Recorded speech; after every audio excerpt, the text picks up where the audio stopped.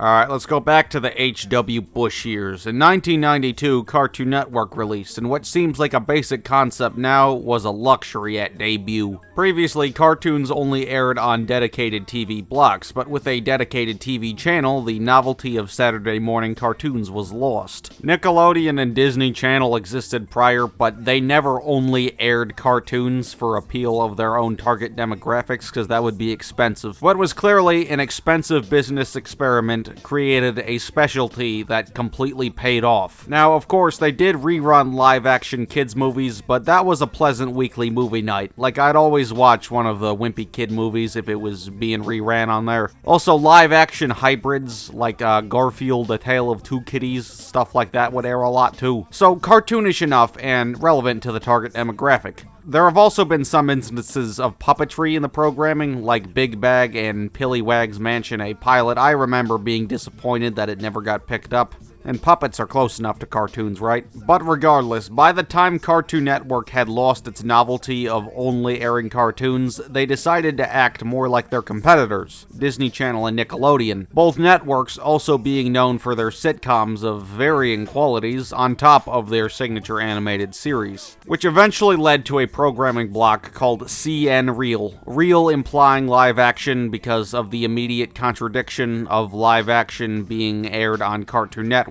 This contradiction being an immediate red flag. And CN Reel is right because it's a real pile of shit. Oh shit, it's Bill Cosby! Say, look at this.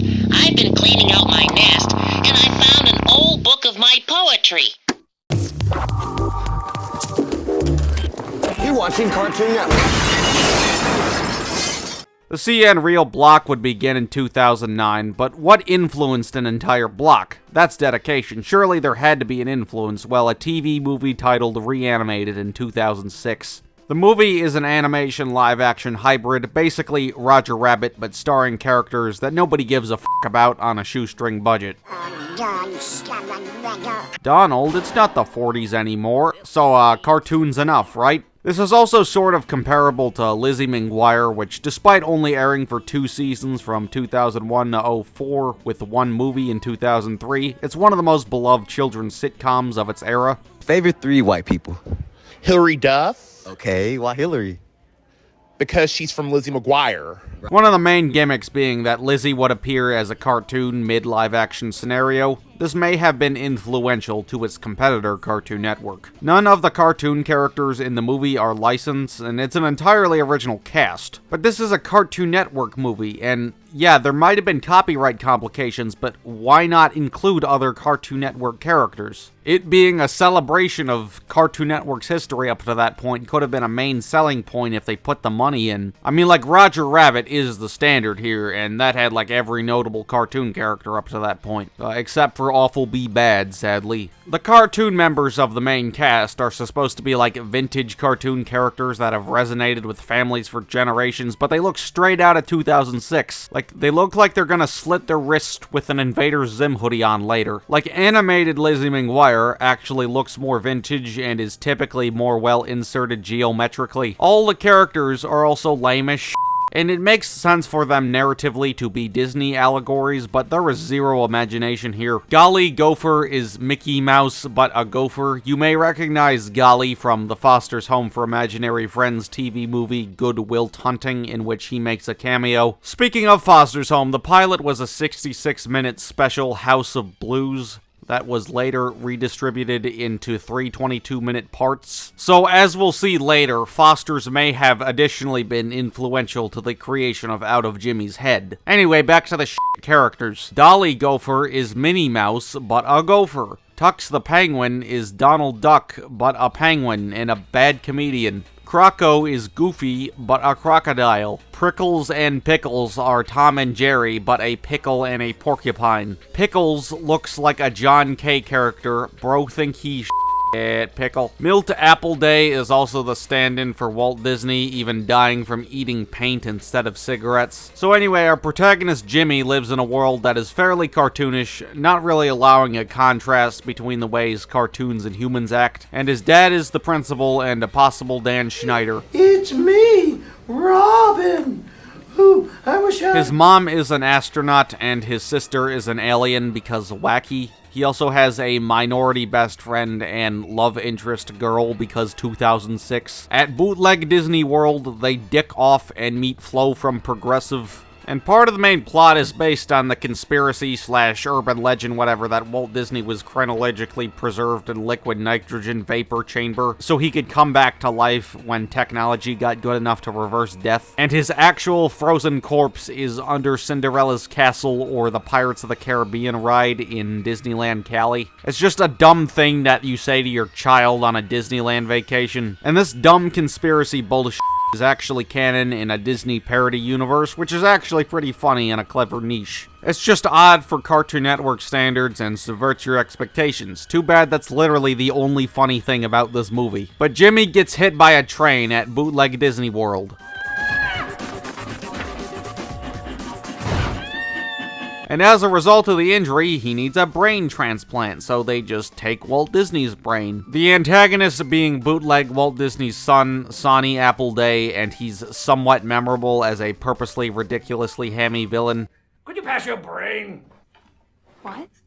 What? I'm in gravy. If this had a budget, he'd probably be played by Tim Curry. And as a result, he hallucinates the various Disney allegories. The characters themselves are invisible, but have real-world consequences. So Jimmy is basically schizophrenic. The animated characters are lazily animated into shots. There is often zero attempt at perspective. The lack of shadows in lots of instances is distracting as well. Not all shots, but lots of shots are either close-ups or shot reverse shots of the animated characters. There's not a lot of that precision that they clearly put into developing Roger Rabbit. When I was like 7, I actually remember watching The Amazing World of Gumball's series premiere on May 3rd, 2011, and being amazed how it sparingly incorporated live action for its backgrounds. Gumball came out later, has no live-action human reoccurring characters besides Sussy, and is available in better quality, obviously, but it's so much better polished and precise. You can tell that they took all the background photos, which are very well lit at super precise angles, and photoshopped convincingly to be cleaner. This is Roger Rabbit level precision, even if it's not technically the same thing. With Reanimated's animation production value, there's nothing to be amazed by. Jimmy has to deal with the consequences of seeing cartoons, and the child is forced to be the CEO of Bootleg Disney. Golly, driven by greed, is sort of a twist villain, manipulating Jimmy throughout. His responsibilities conflicting with his family and friend relationships, including Girl, because 2006. Shenanigans ensue, and it sucks hard. It's not like the company here was inexperienced with animation. It's a Cartoon Network movie. Like, you'd at least expect the cartoon half to be good. This movie sort of ends on a cliffhanger of will they, won't they with Girl, and Reanimated became the highest rated original movie in Cartoon Network's history. Not that there was much competition. Most Cartoon Network movies are based off their shows or other IPs, very few exceptions, but without a proper series, Reanimated was a hit. So it spawned a TV show sequel rather than a movie sequel. But after Reanimated, Cartoon Network started making live-action remakes of their shows as well, with Ben 10 Race Against Time and its sequel Alien Swarm and Scooby-Doo The Mystery Begins and Curse of the Lake Monster. Out of Jimmy's head was the sequel series to Reanimated. I swear, I saw it once at like my great-grandmother's house or something and thought it was kind of neat that it had cartoons in live action, which is a novelty concept when you're first exposed to it as a child. I didn't love it or anything. Now, of course, the combination gimmick is nearly as old as cartoons as early as 1925. But maybe Reanimated was my generation's Space Jam. But Out of Jimmy's Head would feature the main lead, Dominic Janes, as Jimmy, but minority best friend and Girl would be recast. They might have changed races, but they're still minorities. The kids will never know. Changing races is just part of puberty, I guess. However, the characters' designs are upgraded, and their geometry and proportions make the illusion of being vintage characters more convincing. They look less 2006-ish. Some of the random background cartoon characters also having more rubber hose-ish designs. Although the animation itself isn't much of an upgrade. The lack of perspective and shadows on lots of instances not helping either. The first episode features a recap of Reanimated. Hey, yo, the pizza here. The direction is a little less of a live-action cartoon and more of a slice-of-life show with the twist of seeing cartoons characters. So the hammy meter is cranked down a little bit, which does improve the contrast. The dad and villain Sonny Appleday still remain over the top, Appleday's motivation of trying to steal Jimmy's brain being continued. The conflicts of the show are generic cliche crap. Oh boy, a talent show, ghosts, being sick, a bully, roller skating, making a homemade movie. Checks off all the boxes on the generic kids sitcom plots list. The bootleg Disney ensemble is fairly underutilized here, possibly just trying to bank off of children that missed Lizzie McGuire. Although it's not like quite Fred the Show bad or anything, the show bombed, it's nothing special, and the gimmick wore off to its audience of children. In fact, the show was lost media from 2008 to October of 2023. The show had one DVD release of only 3 22-minute episodes. And you gotta understand, the internet was still newer, but pretty prominent by 2007. Most shows that air on mainstream television post-internet don't go missing. The internet is the greatest thing to ever happen to media preservation, even if it's not legal a lot of the time. Thanks, Al Gore. Like, this went missing somehow. That is how poorly received it was. But in October of 2023, somebody found old recordings that they happened to have when the show was being aired, coincidentally having the remaining episodes. So Jimmy and his cartoon hallucinations didn't last long. Reanimated might have only been successful because it wasn't a high bar, but it was half cartoon. Disney and Nickelodeon still had the advantage of live-action sitcoms. So in 2009, they abandoned Jimmy and Golly and Friends and officially started the CN Real TV block on June 17th, 2009. This is a visual aid. This is our Cartoon Network programming visual aid. The white represents the cartoons we show most every night. And this represents CN Real on Wednesday nights. Read from sheets. I am Sofa King. Sofa King. One of the executives that is often riddled for its conception was Stuart Snyder, who was the president of Cartoon Network from 2007 to 2014. He became president after Jim Staples resigned as a result of the Aqua Teen Hunger Force : movie film for theaters marketing controversy. Dude, check the news. It doesn't matter what channel. Promote a movie coming out in May based on an animated series on the Cartoon Network called Aqua Teen Hunger Force. This involved hanging LED lights of character in which citizens of the city of Boston, Massachusetts interpreted as a terrorist threat, as this was a time of the war on terror progressing in a post-9/11 society. Snyder is often blamed for CN Real a lot online, but the network in general was clearly heading in the direction of diversifying the lineup with live action. So although he absolutely approved of this, to say it was entirely his fault was a bit of a stretch. I am Sofa King retard. You say funny thing. Real kids doing real stuff in real situations. CN Real was marketed with the main emphasis on subverting your expectations. It's actually similar to when MTV stopped airing music content in 2010, trying to pass off the rather oxymoronic change as cool and subversive. MTV is so dead that if you just look at their schedule, there's a good chance they're just airing the same show nearly all day. So over the course of 2009, 5 shows were added to the Cartoon Network Real lineup. Not a single new cartoon released in 2009. Stuff like Foster's Home for Imaginary Friends, codenamed Kids Next Door, and Chowder were still airing new episodes, wrapping up, or being reran. At the time, there was still cartoons, but no new original animated series throughout the entirety of 2009. These shows would syndicate concurrently, but would not all release at once. I'll go roughly in release order, sources are inconsistent. And 8 teens brave the wilderness. I'm not doing things to punish them, just to prepare them for survival. On Survive This. Survive This was just a carbon copy of Survivor, but PG, I guess, that Cartoon Network syndicated but did not make. There was no reason to watch this over cult phenomenon Total Drama, which started airing on Cartoon Network in 2007 as a parody of this genre / Survivor. And I am super nostalgic for like the first 4-ish seasons of the show. The main appeal of it was its edge, and parents assume, oh, it's on Cartoon Network, there possibly couldn't be anything potentially inappropriate here, but it refuses to die because it was the one show that had censored nudity and curse words, which were toned down like after season 3, but what would you rather watch as a kid? An edgy animated parody of Survivor or a ripoff of it? The show only had 26 episodes in total, but only 10 were ever aired on Cartoon Network. I guess it has teenagers as the challengers and target demographic instead of alcoholics in their mid-30s. It's available on streaming and not lost media, but I don't know why you want to watch it. It's a challenge to survive watching this show without grabbing your pop's pistol out your nightstand. I mean no harm, spirits.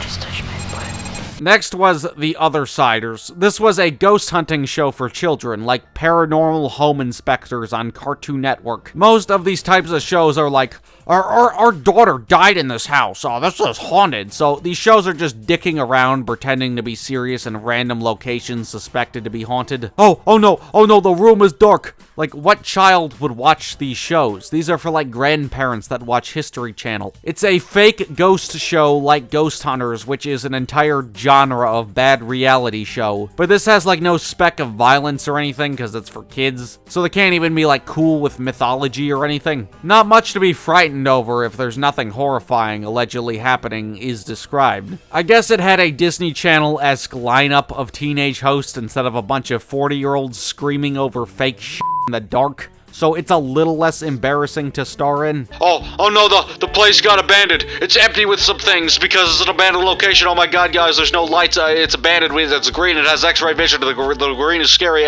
because ghosts are green. I'm gonna piss myself out of fear. Oh my god. Apparently, around its air date, it was available digitally on iTunes, but nobody bought that shit. It was pulled sometime after. The show went missing and was lost media until about 2016. In 2021, one of the main archive YouTube channels possibly got a copyright strike because of it, but the other episodes are still available, but harder to find. So there's a good chance Cartoon Network or its creator or something wants this hidden, and that's absolutely justifiable because this is embarrassing. But if you make a ghost show involving screaming over fake in the dark for 22 minutes, you deserve to get canceled. And if they can fight the G's, they could win a few on Brain Rush. Brain Rush was a combination of Jeopardy and roller coasters because roller coasters, I guess. It's a trivia show first, but a roller coaster show secondly. I expected this to be like about the making of roller coasters or something, but how could you possibly be here for trivia? It's just stupid niches that nobody would know. And it's not like watching other people ride roller coasters is fun. The series was shot at Knott's Berry Farm theme park in Cali, and I'm not from Cali, but I've never heard of that. I guess Disneyland or Universal Studios wasn't in the budget. It only aired for 6 episodes and was lost media until 2018, with the exception of episode 4, which only bits have survived of. Overall, just a pile of theme park concrete vomit. I'm Andrew WK, and this is Destroy, Build, Destroy! Destroy, Build, Destroy is probably the most notable CN Real show. The host, Andrew WK, was sort of the mascot of the TV block as well. He is also a somewhat notable metal musician, and I guess he was in the budget.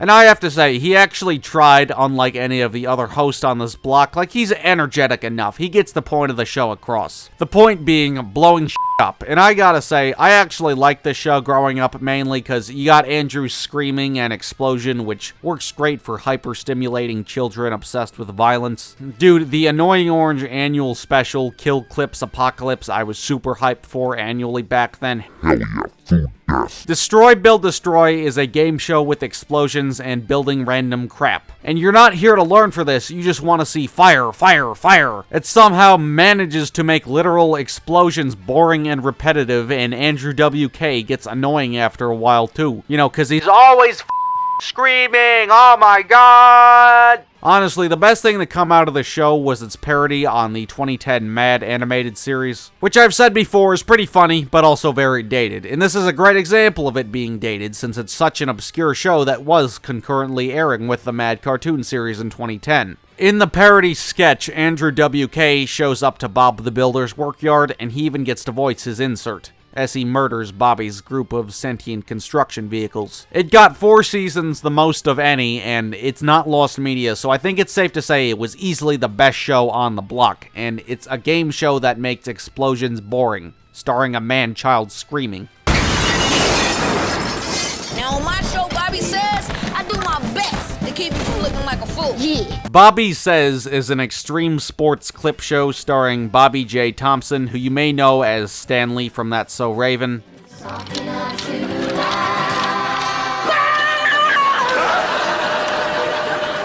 what's wrong? Corey got a bone hand. He also became a SoundCloud rapper, because of course he did. And for the white people watching, he was also on Ellen in 2004. So he got his own show on Cartoon Network, but it wasn't a celebrity endorsement cartoon. He sees skateboarding and makes epic comments. The show was lost media until 2017, where 1 of 6 episodes, the pilot featuring Tony Hawk because it's 2009 and tech decks were all the rage. Yeah! Can you do that, Tony? Seriously? New circuit boards. They'll let you skate even better than Tony Hawk. Hey! And the Tony Hawk pilot is the only available episode, thanks to a TV recording of the series premiere. Bobby says nothing funny in the one available episode. Our show, dude, what would happen? And we dream of the craziest situations ever. Dude, what would happen? I am also nostalgic for. I remember it being on before shows I actually wanted to watch, like Mad Regular Show and Adventure Time, so I'd suffer through it if it meant there was nothing else good on Nick or Disney. I remembered it being more of a PG Jackass, but upon revisiting it, it's a Mythbusters ripoff hosted by obnoxious dude bros. The comedy of the show is not for injury like Jackass, but for random experiments, bruh. It's just Mythbusters douchebag edition with less of a budget. They're not really investigating scientific myths, they're just doing dumb shit and nothing interesting or funny happens. And the dudes, welcome back to the show. Yeah! Yeah! Yeah! Yeah! Yeah! Yeah! I remember the network trying to hype up the dudes, the main trio, and sort of also mascots of CN Real, but I actually liked Andrew WK as a kid. He had 4 seasons, but I never gave a about the dudes. There's a bunch of fake scripted segments about them coming up with ideas instead of just explaining the ideas, because no, we just have to have lore to the experiments because we're just so raw, dude. The word dude is constantly incorporated. Dude, what would happen if this show became lost media? Well, I couldn't watch it, but sadly it isn't lost media and every episode is available. Bruh, it got 3 seasons.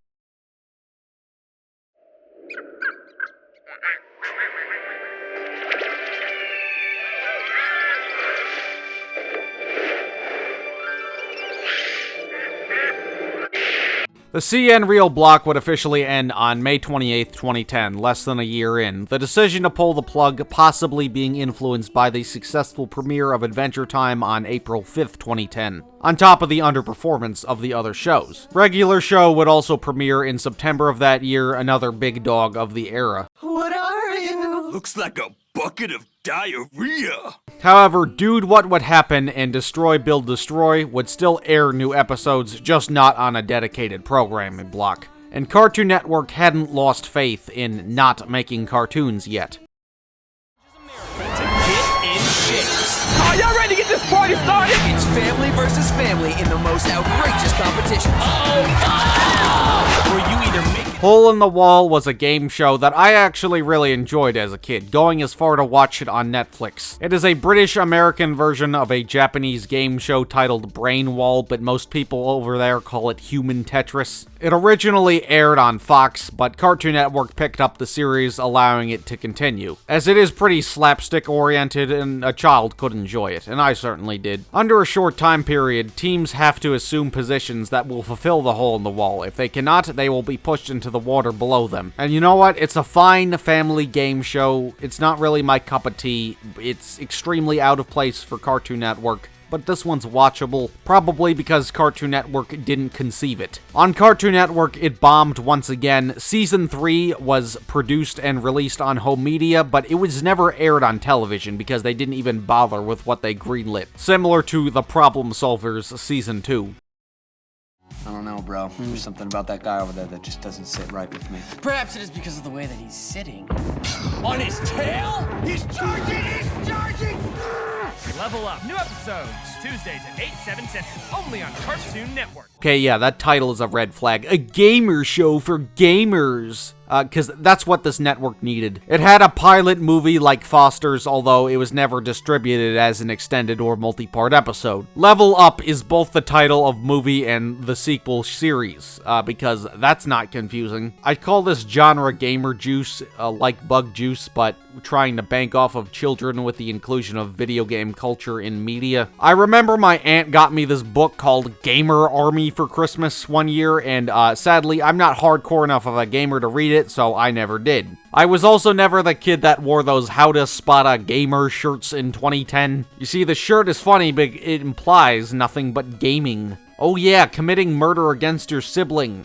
Because gaming. Dude, these things were all over my elementary school. Every boy had one of those but me. Dude, senior year of high school, I flipped off the class portrait, and you know what? The kid in the Minecraft shirt right next to me snitched. So all the characters are hardcore gamers, and they play a bootleg Warcraft, and their parents are haters. They're lame haters and not epic gamers. Stupid Lois Griffin ass mother making me do homework. One of the dads is Obama, and he's like, son, do not play video games. They are gay and lame.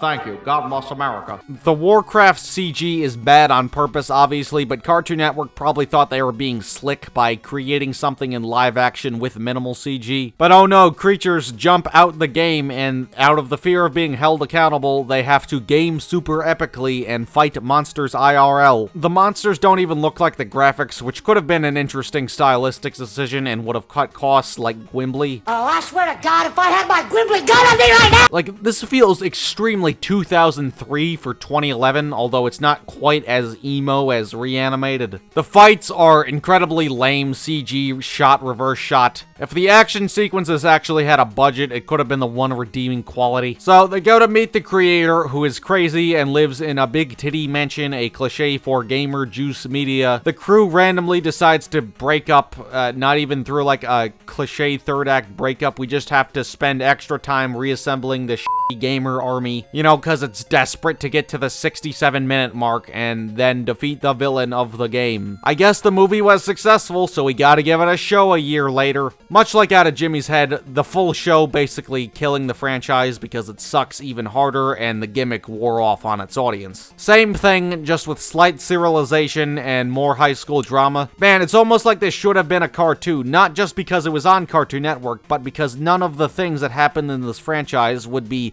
easy to make convincingly in live action. To have good production value, it could have been cheaper as a cartoon.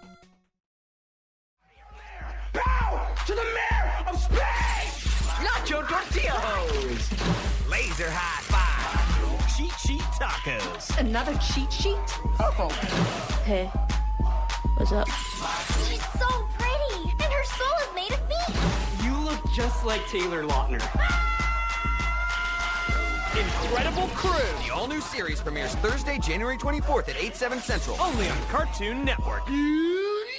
Alright, so Incredible Crew I only saw once, but I hated it, and I can still remember the specific episode I saw. It was Season 1, Episode 9, Face Jeans. Incredible Crew is a children's variety sketch comedy series. The Incredible Crew themselves often being a part of scenarios with absurd devices and or challenges. The series was created by comedian, actor, and rapper Nick Cannon, who you may know for his short-lived self-titled sitcom on Nickelodeon and one of the main comedians on Nickelodeon's All That on later seasons. He also hosted the failed Teen Nick Halo Awards for 2 years. So Cartoon Network wanted to be Nickelodeon so badly that they just got a guy from Nickelodeon and gave him a show. I guess that's better than hiring Dan Schneider. The series is also comparable to All That, and it's All That early 2010s LOL Random Humor Edition, and it's one of the worst shows I've ever seen. Now, I don't hate LOL Random Humor of the time in general, but a lot of it does not hold up. Justin Bieber! skull? Yeah. Do you like to party?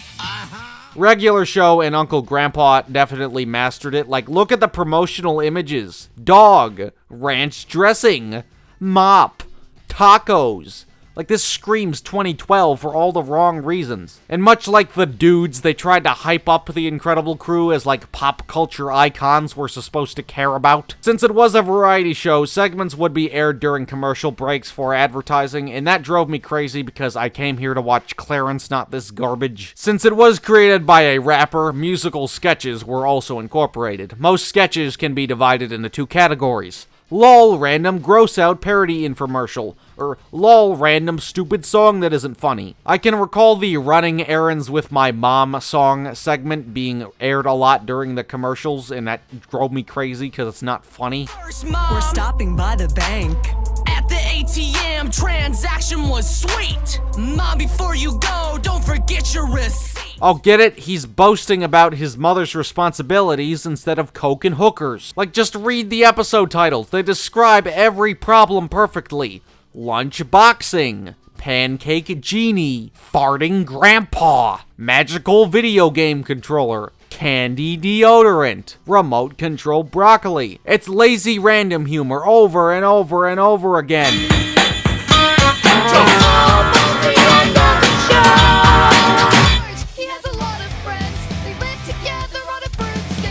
So, I've already talked about the show and the Annoying Orange in general, so I'll keep it brief. If you don't know what that is, you're not old enough to be watching my channel, but you are old enough to watch Annoying Orange's videos after 2014 or so. Oh my gosh, I have to go to the bathroom so bad.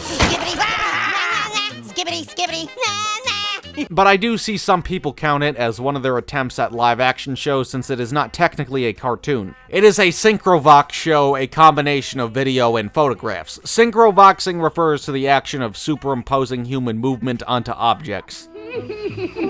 Oh, that paddlefoot. He funny city dog. He think totem pole alive.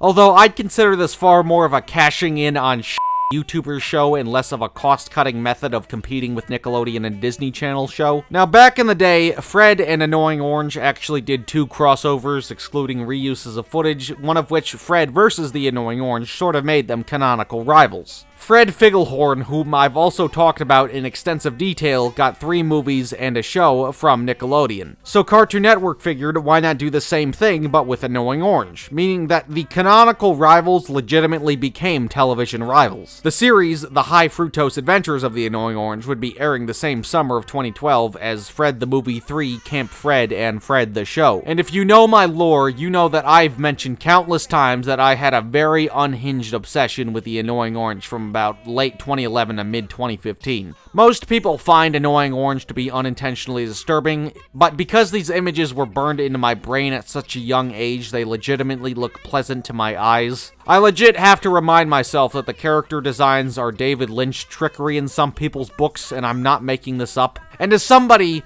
whose visual perception of the characters is screwed up because of my obsession in years when my brain was developing, I even hated this show as a kid. And I still watched Annoying Orange, the web show, unironically for about 3 more years after this came out. So you'd have to up exceptionally for an unhinged child fan of yours to hate it. And given that it had to be adapted into 11-minute episodes, lots of changes were made, but not for the better. The series no longer took place in Danebo's kitchen, but a grocery store named Danebo's, and had an 11-minute episodes as opposed to the 5-ish minute episodes featuring the entire ensemble prominently. Now, obviously, Annoying Orange has a secondary cast. Fun fact, Grandpa Lemon and Grapefruit died originally, but were brought back in the Frankenfruit episode as a part of a Frankenstein's monster because Danebo wanted them back so badly. Although in the Annoying Orange web show, the main ensemble only appears when it's convenient for a joke. The web show additionally does not involve conflict resolution on most instances. I already heard the news, but everybody's favorite YouTuber named Tobuscus is going to be on the Annoying Orange TV show!